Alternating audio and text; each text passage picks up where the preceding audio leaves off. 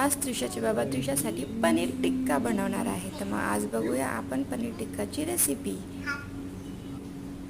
पनीरचे तुकडे करून घेतलेले आहे आणि ही आपल्या बाबांना त्रास देताना पनीरच्या तुकड्यांवर मीठ आणि तिखट घातलेलं आहे.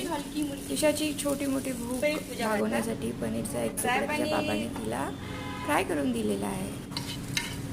आता तुपामध्ये त्यांनी टाकल्या 1 हिरवी मिरची, 2 लसणाच्या पाकळ्या, बारीक केलेलं अद्रक आणि ओवा. आता त्यात 1 चम्मच बेसन घातलं आहे.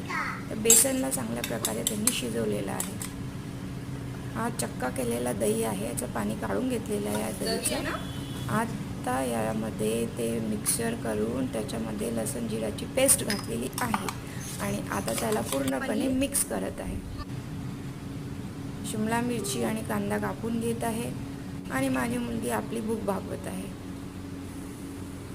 आता आहे वेळ मॅरिनेशनचा. पनीर, शिमला मिरची सगळं मॅरिनेट करून त्रिशाचे बाबा या स्पोकमध्ये टाकत आहे. हे स्पोक आम्ही 2 रुपयाला एक असे घेतलेले होते. मंद आचेवर आता हे शिजवण्यात आलं आहे.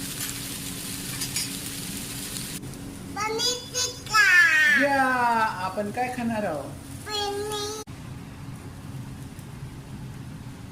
आता रेसिपी पूर्ण झालेली आहे आणि आता त्रिशूपासून मिळेल रिव्ह्यू.